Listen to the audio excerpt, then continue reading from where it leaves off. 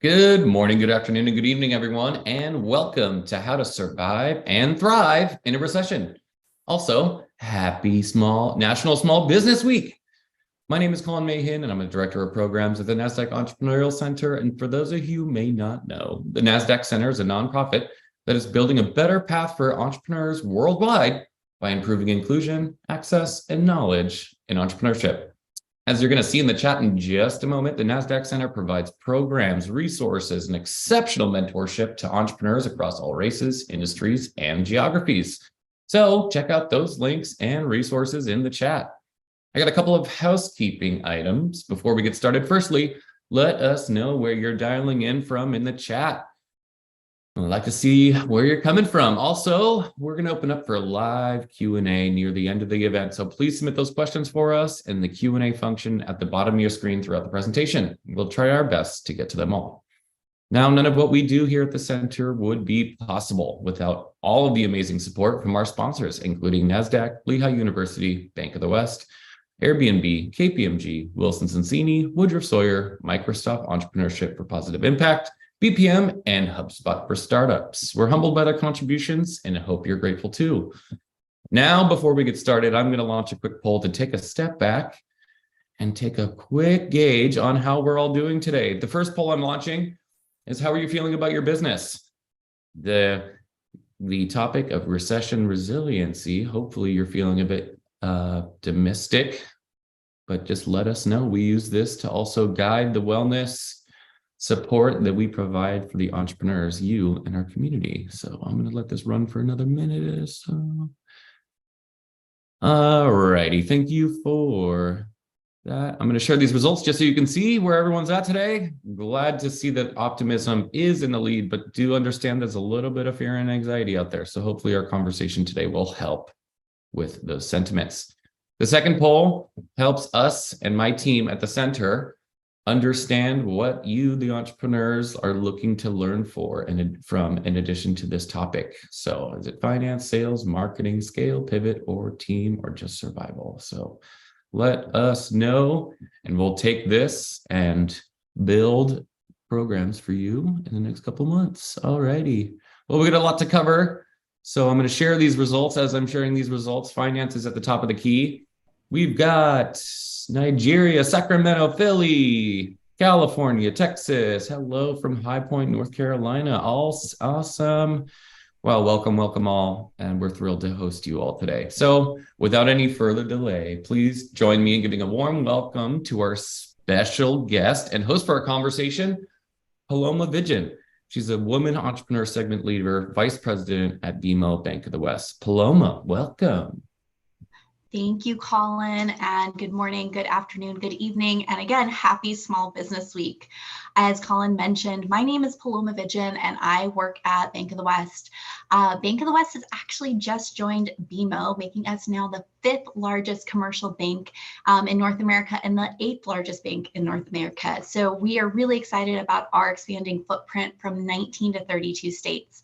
Where we'll be able to service you in a variety of ways, from personal and business banking, commercial banking, wealth management, and capital markets advisory. So we're so excited to be joining the BMO family.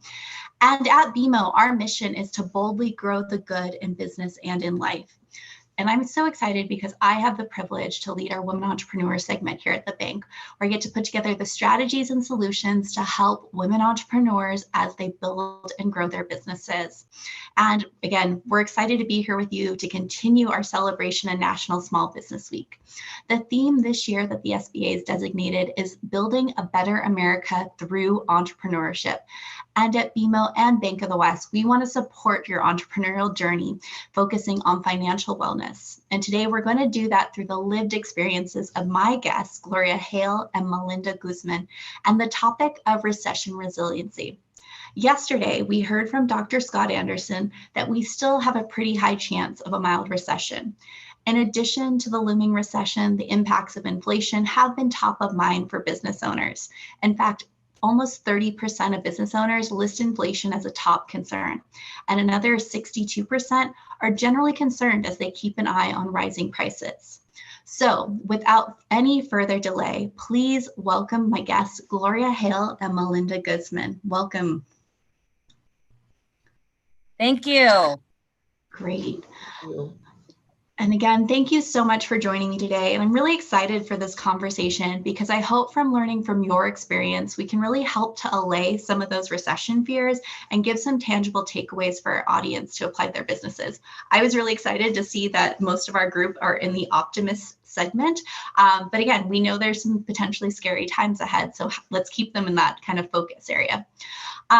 But, let's start by learning more about both of you. And honestly, you're both powerhouse women that I'm just so excited to have here today. So if you can both share some more about your business careers, what your business is, and also you both have some very impressive extracurricular activities that I'm hoping you can share a little bit more about as well. So Gloria, I would love to start with you and learning more about Hale Glass. Thank you, Paloma. First, I want to say thank you for inviting me today. It's an honor to have been asked to share my experiences. Hale Glass was started by myself and my husband, Brian, 45 years ago. Coincidentally, that's next Thursday, May 11th, 1978. We had moved from Detroit, Michigan, and our birthplace, and only 1 year earlier to get away from the cold winters, arriving in Orange County with no friends, no family, and no jobs. Yes, we were gutsy, and we always have been.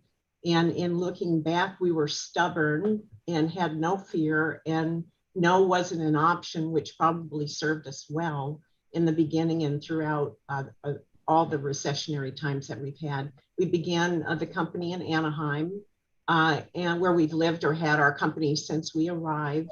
Hale Glass, we're a subcontractor. We're based right now in Placentia in California, and we furnish and install architectural glass and aluminum storefronts, as some of you may know, in commercial construction projects such as mixed-use apartment buildings, shopping centers, office buildings.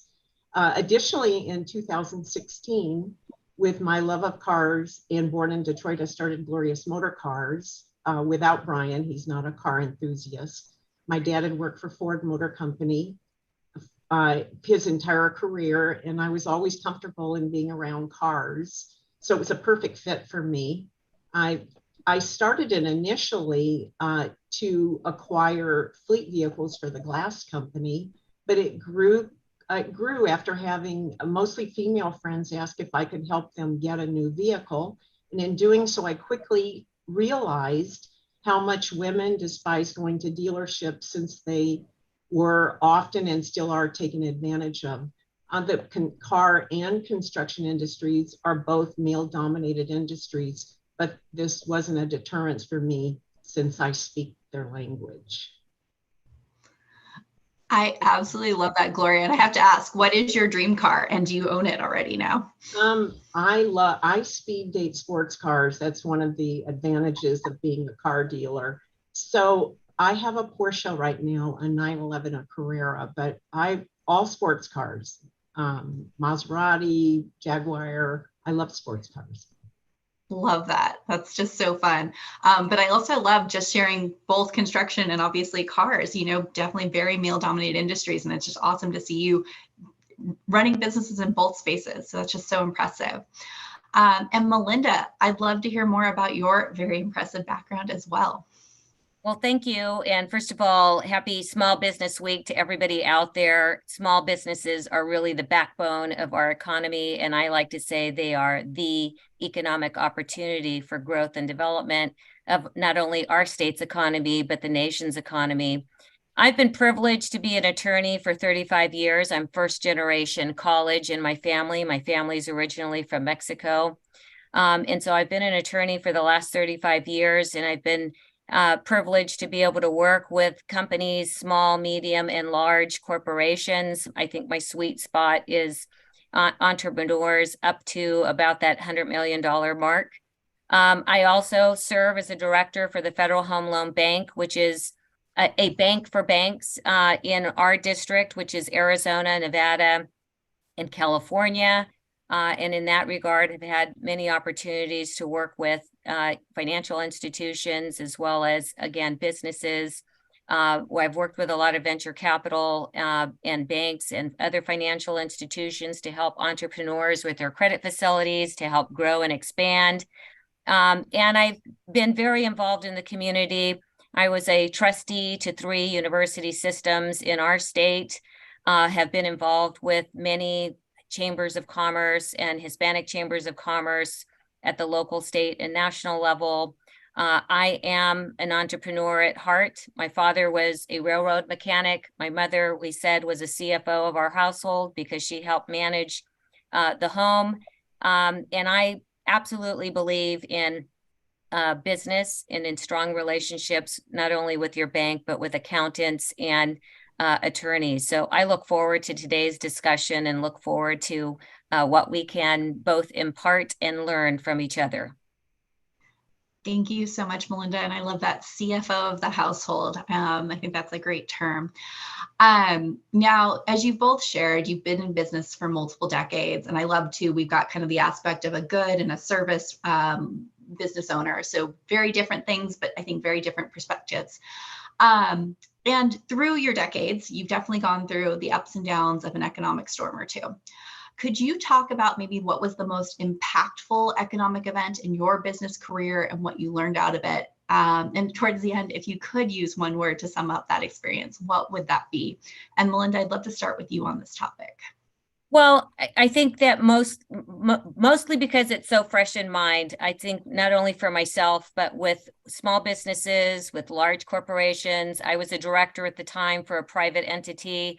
And of course, as a bank director, the COVID period is a significant, and I would say shocking is one word that comes to mind, because no one would have imagined that in March of 2020, when we went on a shelter-in-place lockdown, that it was going to really be for so many months, if not, years of impactful, energy and things that were occurring. For me, in that time frame, what became important, not only for me, but for clients who I was working with, is the need to have planned. And no one was going to envision that, but it underscored for me that one of the most important people in anybody's organization is the finance person, whether it's the CFO, the controller, it might be the CEO who plays multiple hats. But the ability to really plan and prepare and forecast became underscored during that time period. Most people simply weren't prepared, not only to shut down operations, or because for the most part, that's what happened in March of 2020, but to do so on such an extended basis. And then you went through a period of applying for PPP loans and recognizing then just the significant importance of having an exceptional banking relationship with your bank, whether it's BMO, Bank of the West, or someone else, but certainly Bank of the West worked with a lot of people that I know to help them with their credit facilities. And then the very difficult decisions and aspects of running a business during that time period, anything from the practical reality of having to manage remote operations if you were not one of those businesses that could continue in operation. So I was a director of a construction management company at the time. And so they were essential workers. Lawyers were essential workers. So some of us still went into work in an office at times. But managing a workforce remotely, having to make sensitive decisions regarding managing clients and customers, having to make delicate decisions regarding budget cuts that impacted employees, whether you were getting a PPP loan or not. And at the end of the day, it really underscored how strong our economies were, because for the most part, we're still here. We weathered many storms to get here. We all saw many businesses fail. I think that gave us all a greater appreciation for planning and perspective and maybe what to do should this occur again, and hopefully helped instruct and inform what we will all do on a day-to-day basis to balance the economic realities that occur in a fluctuating economy, to help us better assess and manage growth versus scaling down your operations, and recognizing that within all of those very important factors in a business also came some realities of emotions that we don't typically marry into a business environment, but there were some very real and tangible emotional issues that were going on, whether it was managing your employees or even in your C-suite and upper management, is all of the difficulty of managing if you had children at home, if you had schools that you were needing to manage in your conference room. My grandson attended school in my law firm conference room, and I invited others to find that safe space so that we can all manage. And so we also merged, in essence, family and business. And again, I think weathered many storms. And so I look forward to hearing Gloria's story, and so that we can share how both impactful and what tips we can share. And my word really was shocking early on, because no one expected what we were going to endure. And I think everybody learned a lot in the long run. Yeah, and no, shocking is great. The other thing I think I really pulled out of there was that planning aspect, which I do want to come back to a little bit later, because I heard some very key words about cash flow and forecasting, which I think, again, we cannot stress enough how important those can be. But Gloria, I'd love to hear, what was that impactful economic event for you in Hale Glass? So COVID was hard for Hale Glass, absolutely. But I think the lessons that I learned that I carried over to COVID was lessons that I had learned during the recession of 2008 to 2011 or so. And the number one thing that I learned and remembered and still remember is cash is king, and it always will be king. Nothing will close your doors quicker or bring you to your knees than running out of cash. In 2011, our previous bank had canceled our line of credit. We had no outstanding debt, but contractors at that time were not in favor of in the banking world. And personally, I think that many banks are quick to hand out umbrellas on sunny days and want them back at the first glimpse of rain. And I think that's what I had experienced with my bank, former bank. But in other words, our credit, our credit was readily available, but not to me from the bank when I actually needed it. So over time, I learned that the benefit of banking with someone that understands your business and understands you is so beneficial, that you're not just on a computer screen in another city and someone's looking at you and your business operations and don't have a clue about what your business is or about you. The other thing I learned is that you must be able to move quickly. First and foremost, you need to be able to right-size your company through both your employees and your resources. After 45 years, I've seen my share of recessions and a pandemic, yet learned it's not the depth, but it's the length that is most significant in any recession or pandemic. And after a few knocks, I found that business can get done with fewer dedicated employees than you might think. Generally, in my opinion, these fewer employees are your best and will step up as needed. Also, then it's necessary to eliminate or reduce unnecessary spending. You need to act quickly and decisively, review all your overhead costs, make reductions as needed. And certainly COVID impacted all businesses and changed the way it's conducted today, especially with hybrid working arrangements. And a final word I personally believe on recessions is they do come to an end. Stay the course through strength, courage, and flexibility. And my one word for success is fortitude. Fortitude is the mental and emotional strength to face difficulty, adversity, danger, or temptation courageously. Great word.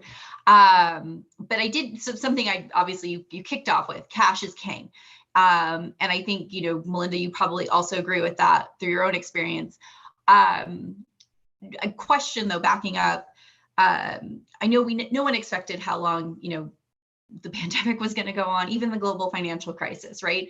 So in addition to credit facilities, what were you, maybe both of you, thinking about with some of your businesses in terms of, did you have, like, there's a comment, you should have 6 months savings personally, and same times even for your business. Were you guys advising that? Were you doing that for your business? And I'd love to start with you on that, Melinda. Well, again, I want to, first of all, recognize we're talking about small businesses here. Yes. And that's almost, for some, it's like managing your personal household. Right. And while it's ideal to have 6 months savings, not everybody has that. And so that underscores, though, the importance of having an exceptional relationship with your accountants, an exceptional relationship with your attorneys, and in this instance, most importantly, a good relationship with your bankers.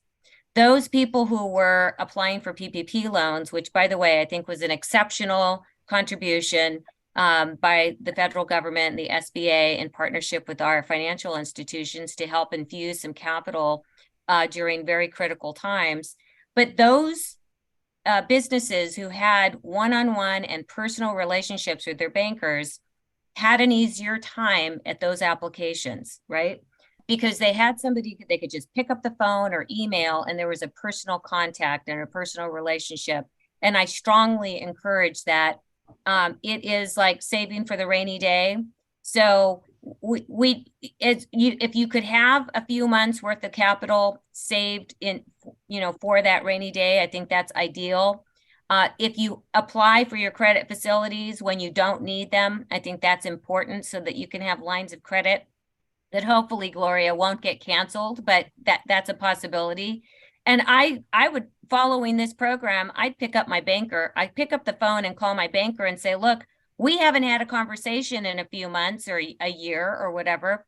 Let's sit down and talk about my business, what's going on, what my anticipated growth is or not, and what my potential needs may be, so that you can start to prepare now as opposed to later, right? But so cash is king. It's not realistic for many small businesses in particular to have 6 months worth of capital that they're not already committing to employees or already committing to investment and growth. And we're going to maybe talk about the balance between current needs versus investing in the future. But those, I can't underscore how important those relationships are, especially with the banker. It really made a difference for people.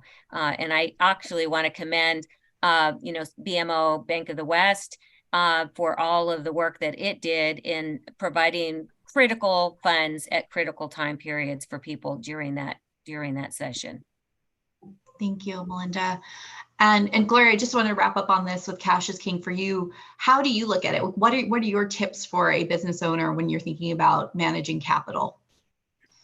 I think I agree with Melinda. You really need to have someone that has their thumb on the heartbeat of the company, which is the cash. It needs to be, you need to have someone that is monitoring that and watching it carefully. Because the cash needs to be protected. I really think that all businesses, ever how small it is, needs to make some effort to have a budget and stick by it, and hopefully are able to save some money for rainy days for themselves, because honestly, that's what sustained Hale Glass during the recession that we had, is that I had put money away. I had always somehow or another figured out a way to just set it aside, and it was like almost paying like something that needed to be allocated, and paid it as if it were a utility bill, and took it right out of the account and put it away. So it's about the cash. It has got to be protected, and hopefully by someone, that a controller, an accountant, someone that can watch it carefully. Yeah. Paloma, can I just, one little comment? I absolutely agree with Gloria. And I want to salute the small business owners that are watching, because one of the differences between business owners and employees is that everybody that's watching this knows what it's like not to take a paycheck home, right? Those of us And during that time period, there were many, and any other sensitive time period, they weren't taking home a salary because they were investing in their employees. They were trying to maintain those client relationships, et cetera. And we saw a lot of that during this time period. So I want to salute them and echo everything that Gloria just said about cash. No, absolutely. And I think that was to the point of fortitude that Gloria touched on. That's where you really saw it, is with those owners who made those personal self-sacrifices to ensure their employees could keep food on the table and support their families. It's just during such a challenging time. I know we touched on cash, but just quickly, anything else you would have done differently in preparing for either of those two economic events? Let me add this a little bit. I think you always have to think about kind of how you can expand or what other areas you might get into. And it's not to prepare for the bad times, but it may be a way. So let me give an example of a local business, a Mexican food restaurant, Chando's actually here in the Sacramento area. And as part of their recession, and their plan to keep their employees busy, they started a tortilla factory, and were able. And then of course all of my restaurant clients got into the take delivery business, which their restaurants closed. They were going to be very busy in delivery, but that was an example of visionary change at a critical time, and it kept his employees busy, and it was a very successful and profitable enterprise for him. So be visionary and think out of the box. I love that. I love that. And Gloria, for you, besides having cash and having fortitude, what other things would you might have done differently, especially ahead of the Great Recession? Well, there's one thing that we didn't do, but I did see many glass companies do it, and it's a pivot, but it's still within our own industry. There was the need for separation. So for instance, even the bank, there were partitions that were put up, and in many instances, those were made out of glass. So that separated the teller from the customer. So that was one way that glass companies in particular were able to pivot to a necessity that maybe not needed in the big picture or the long run, but at least offered another line of work for them to do still within the same industry that helped a lot. Yeah, absolutely. And I think this leads us into, and both you and Melinda have just touched on it, there are unique opportunities that can come out of a challenging economic cycle. There's sometimes a chance to grow or optimize the business. Acquisitions can be kind of out there during this time, especially if you've planned accordingly. So I'd really like to talk about what are those kind of opportunities that you may see, because again, it's not all doom and gloom. So Melinda, I'd love to start with you on this. Sure. Well, clearly the way we work and how we work changed beginning in March of 2020. And so it really gave us, I think even today, it gives us another opportunity to redefine job duties. And it doesn't necessarily mean so that you can lay off employees, but we redefined roles. And management and above had to use their computers a lot more because people were working remotely wherever they were. But we got to redefine roles. We get to rewrite job descriptions. We get to assess land. I mean, how many people really need the same type of office space? How do we use the office space? And so there's opportunities there to kind of, again, redefining how we interface with clients. Even this medium, right? We're saving some money by not meeting in Philadelphia or someplace by engaging in this conference. And we're allowing more people probably to participate because they don't have to also spend the time and money to go. But we're just being more efficient, I think creative about how we meet the needs and service. And those learning lessons shouldn't go away, right? We should always challenge ourselves. How can we be more efficient? How can we better serve? How can we meet the goals and the vision of the business under these, using new technologies, new efficiencies, etc. And then leading up to it, I think very important lessons, and even though they were challenges, I think present unique opportunities to help improve our bottom line. And that is, of course, working with the financials that we talked about earlier, and better forecasting, in particular, the income and expenses of any business, and learning the discipline of really assessing what the bottom line is for the company, and then imparting your value system. I mean, I think everybody was challenged with their values. Health became a big issue. People recognized even more so the value of their employees because everyone's health was at risk. How are we going to invest in our employees and in the client relationships under this new work scenario and work environment where we're now mostly working remotely with higher means of technology and with greater efficiencies? And so it's a challenge, and I think it's an opportunity at the same time. Yes, no, love that. And Gloria, what about yourself?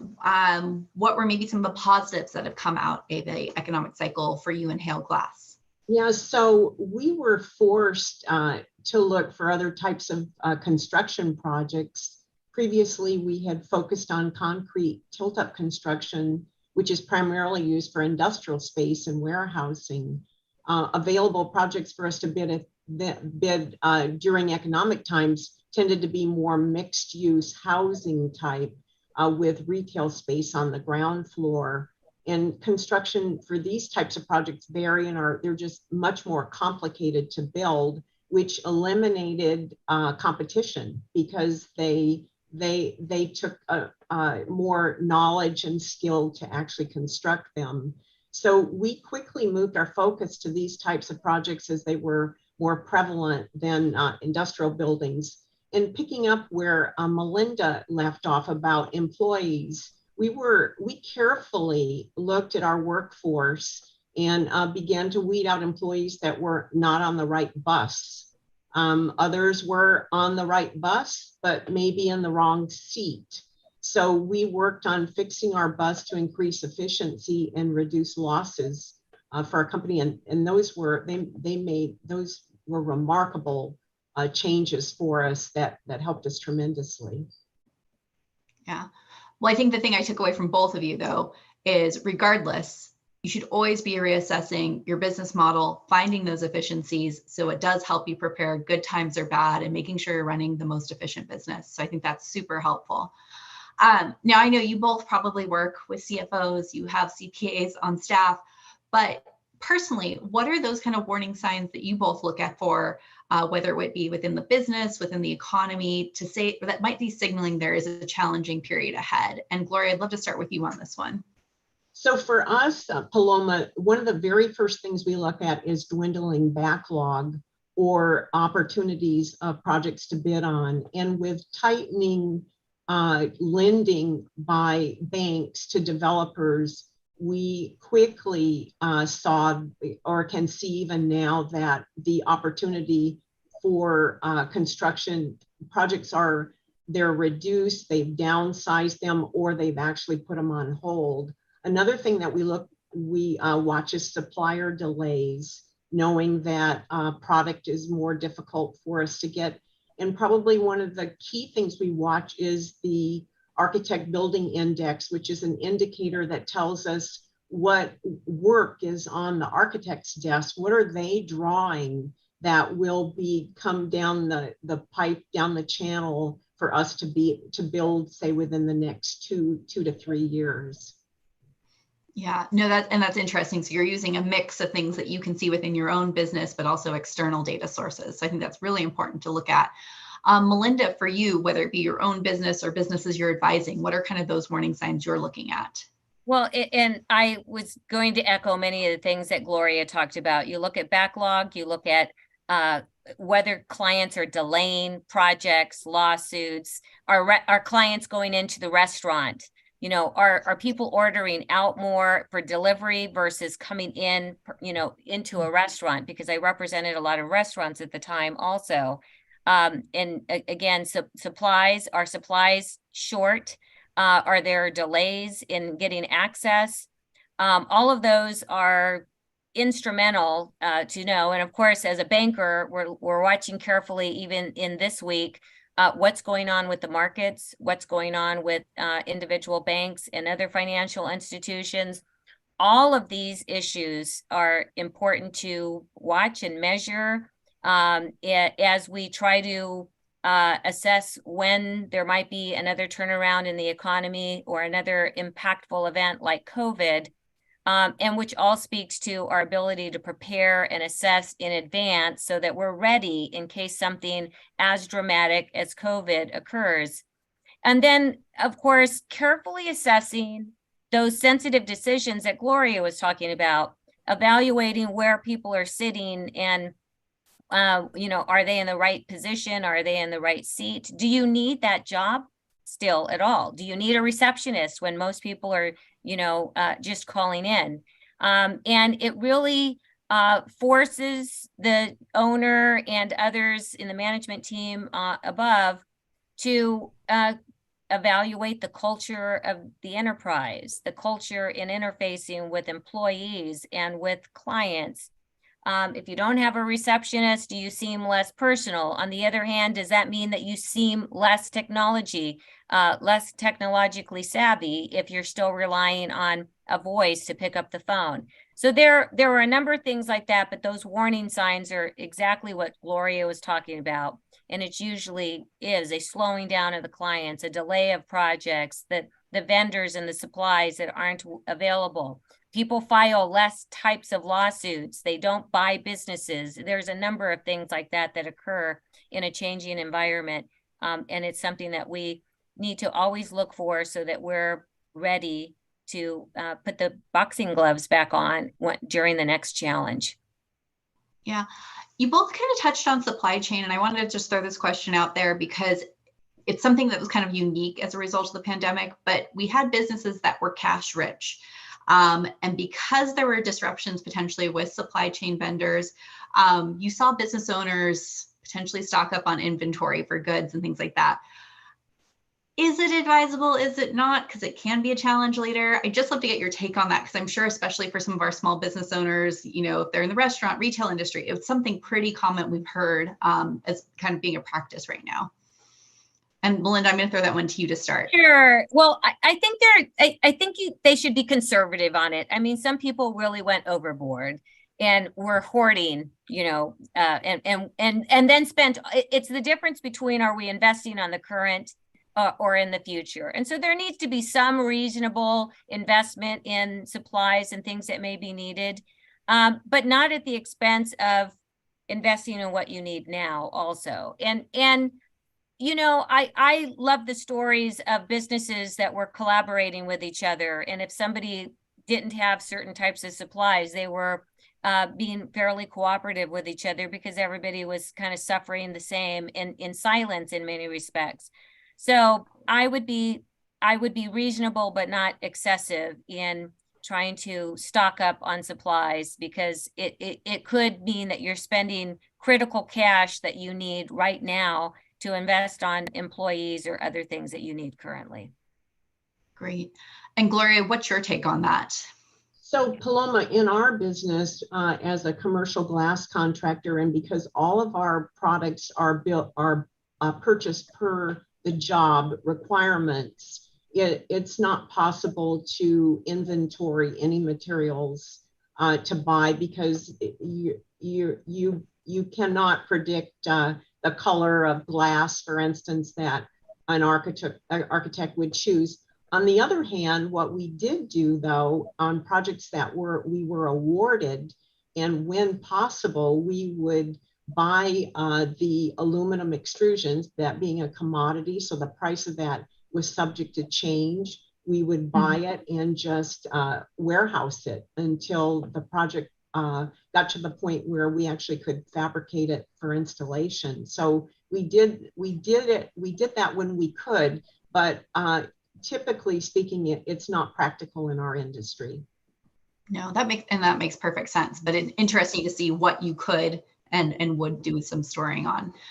Now, I know you both aren't economists, but there's quite a bit of sentiment that the remainder of 2023 is potentially going to be difficult. How are you both individually feeling about it? You know, we have a group today that's mostly said they're optimistic, which is great. But I guess I'd love to get your take. And Melinda, I'll start with you on this. Well, so let me just, full disclosure, I'm a banker, right? And so we've already seen 2023 have some negative experiences with a few banks that have, stopped doing business and have been acquired. Notwithstanding that, I'm still very optimistic about the rest of the year. Those were, in some respects, isolated experiences. The system worked in order to protect the interests of those people who had direct deposits, et cetera, and deposit relationships with those entities. And in my circle of businesses and banks and small businesses, large businesses, et cetera, people by and large still seem to be pretty busy. The contracts seem to be flowing. I'm observing people buy and sell businesses and real estate. So the factors that I would typically look at in terms of is there business growth? Are we sustaining a certain level of growth in the market? Seem still to be high. So for me, 2023 looks optimistic for the rest of the year, but I think we still need to carefully watch the market, the financial markets, and to see what's going on with the domestic financial institutions and the banks in particular for the rest of the next 6 months or so. Yeah, no, and this week again with another interesting takeover of First Republic. It's been a really interesting time to be in the financial industry, as you said. Gloria, love to get your take on how you're feeling about the remainder of 2023. So 2023 actually for us, even in the first quarter, has been much better than 2022. We're very optimistic. Our sales, our backlog is more year to date this year than it was last year. Last year we had a huge increase in the cost of glass. There was increases in the cost of lumber, steel, and of course it come around to glass. And so, which impacted probably our industry somewhat, but we're very optimistic. This year is turning out to be already much better sale-wise for us, and our backlog is, like I said, much better than it was last year. Well, I'm glad. I guess we're joined by a group of more optimists for the year, so this is great to hear. Now, you guys both have, a lot of things you're doing in the business, but you both also take time to support women entrepreneurs. Melinda, you support Hispanic entrepreneurs. And I think especially regardless of the time, it's important to have a network and people you can turn to during challenges, during times of celebrating success. So how do you support or mentor or get involved in women entrepreneur groups? And maybe what are some of those resources you've utilized over your career? And Gloria, I'd love to start with you. I know you're a very active member at WPO. I am a very active member of WPO, and it was during the recession in about 2010 or so, I became a member of WPO, and it has been one of the smartest choices that I made for myself and for my company. This gave me a confidential opportunity to share my pains of business, things that were going on, to a group of women that were either had already encountered or experienced the same issues and could offer advice on how they handled it. Collectively, we all help each other in our WPO groups, and also it's afforded me to make friends with other women from around the world. Another benefit of WPO is early on I was introduced by an entrepreneurial operating system called Traction. It is a book written by Gino Wickman. We still use it today, but Traction for us was definitely a game changer. It gave us a roadmap on how to run our company, and like I said, it has absolutely been a game changer for us. I am very, very grateful for that.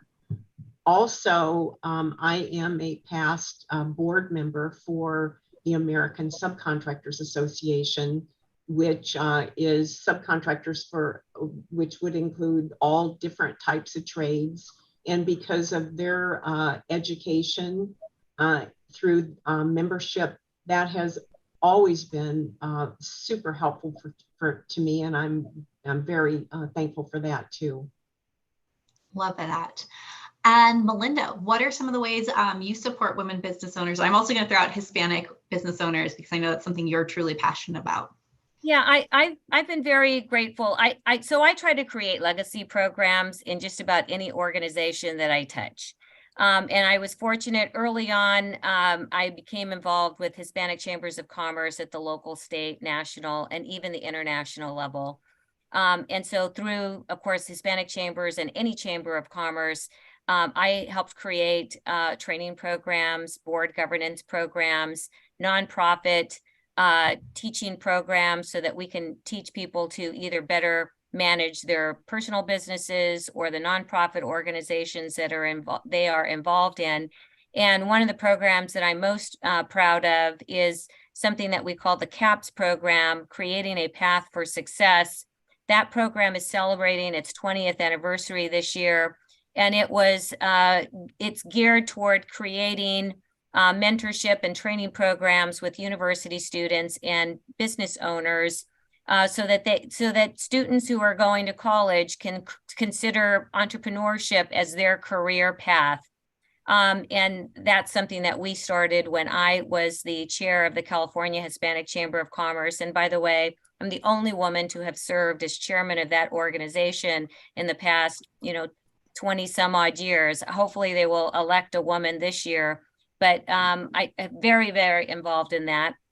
As a director for the Federal Home Loan Bank, I was instrumental in helping create a $100 million quality jobs fund, which again is aimed at creating jobs, not only in our district, but throughout the United States, and with special emphasis, of course, on businesses and small businesses.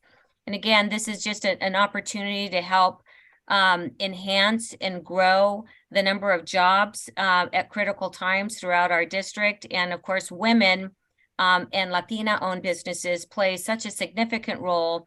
I should say that Latinas are they're still the fastest growing small business segment in the United States, an important growth opportunity for any business and certainly banking and other relationships. And all small businesses are really the shoulder of the economy in our state and in our nation. So as I said earlier, I'm very excited about creating legacy programs that can help grow and sustain small business, because it's a win-win for everybody. I love that. And I just have the Latina business owner starts and just they're thriving through entrepreneurship just is so inspiring. I come from also a Hispanic background, and just getting to see that. My grandparents were both entrepreneurs when they first got to this country. My mom started a business, and it's just, it means so much to see more of our people getting that. So thank you for your commitment to that. So I'm going to transition to some live Q&A. We have gotten some pre-submitted questions, so I'm going to start with those, although there are some, I'm hoping to get additional ones in the chat. I wanted to go to, I thought this was a great question, around balancing short-term survival with long-term growth during a recession. And I think you guys both touched on it in some ways around looking at efficiencies, how you can really optimize your business model. But what are some of the strategies you might use as a business owner to achieve that balance? And I'd love to start with you on that, Gloria. Well, Paloma, nothing lasts forever, including recessions. So once the recession indicators appear, we adjust our target profit margins to cover overhead while try to build our cash surplus to fund future growth. It's, that's pretty much what we do with it. Yeah. Okay. And Melinda, yourself? Well, and again, absolutely agree with Gloria. And we've heard her say cash is king, and it is. So is planning. So the assessing and planning and creating a strategy, a vision for what you really want to do in the future, with a sense of some realism, and with options, so that if there are enhancements to your financial statements and you can invest in certain additional areas that you weren't originally anticipating, that you have something to do with that, or maybe you set it aside and save. And of course, if something does not work out, having some baked in flexibility so that you can make some key changes. But all of that requires assessment and planning in advance. And which means then taking the time to do that. And I want to encourage small business owners in particular not to be shy about talking to each other, talking to others, talking to your financial advisors, getting the right advisors who you can talk through potential strategies on what could work. Because the hardest part about COVID for some was that they were facing these issues for the first time. And we're kind of plugging away, which is common with any business, but surviving month by month anyways.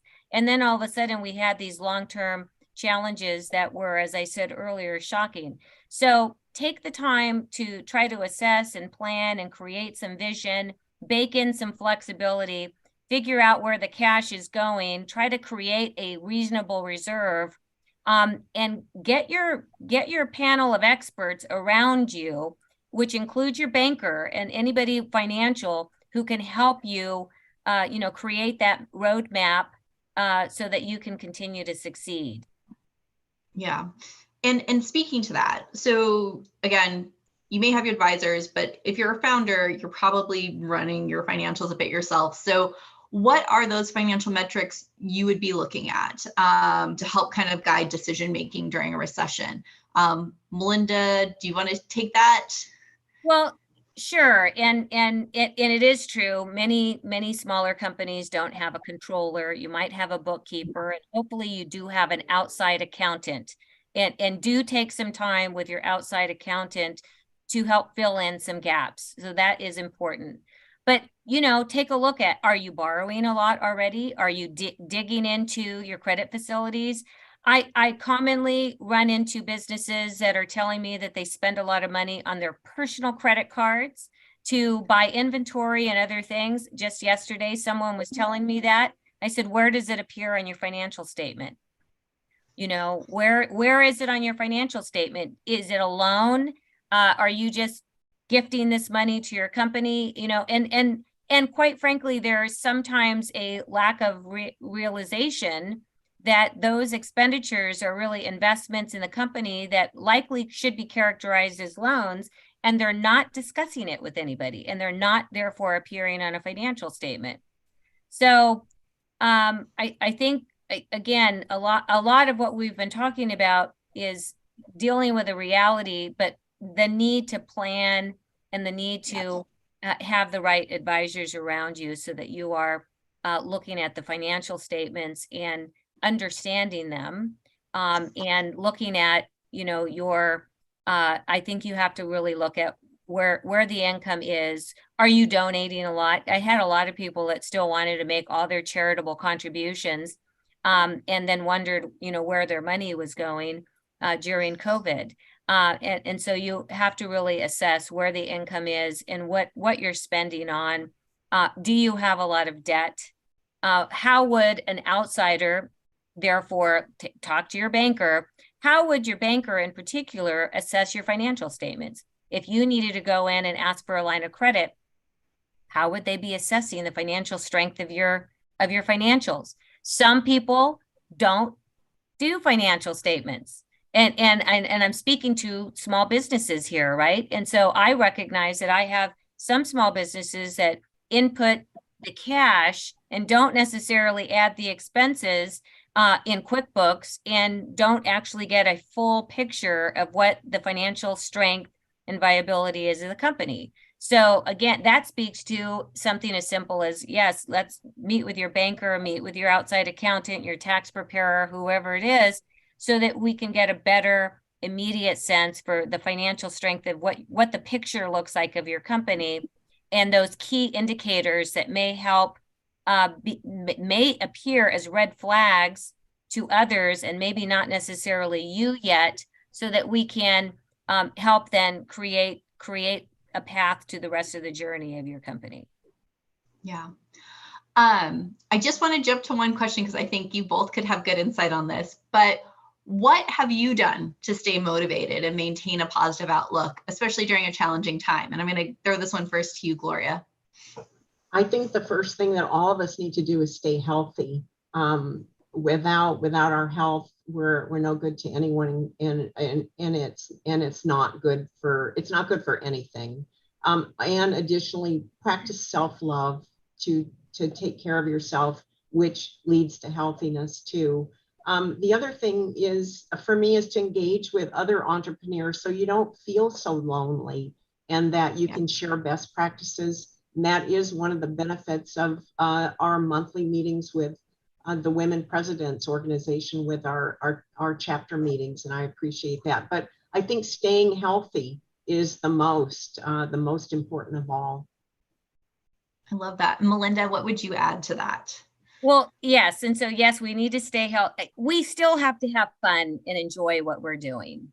And when it stops being fun, and when you stop seeing a vision for the future. So for me, I still very much enjoy my work as an attorney, a bank director, and working with other entrepreneurs so that I can help them grow and prosper.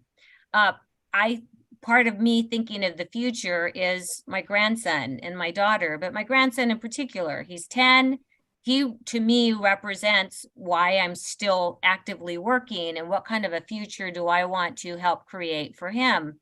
So staying healthy, thinking about the future, which hopefully will help you continue to plan and have some vision. But central to it all, are you having fun? Do you still enjoy what you're doing?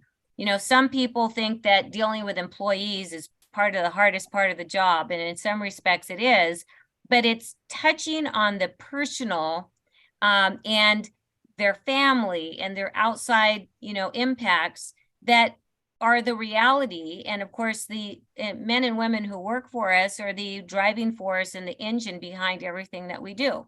So hopefully everybody's still having fun and enjoying what they're doing. Because if the answer is no, then I would encourage you to reassess what you're doing and either change something or get out of what you're doing so that you are back to having fun, so that you can then have all your creative juices and your financial assessments in mind that are critical to running a great business.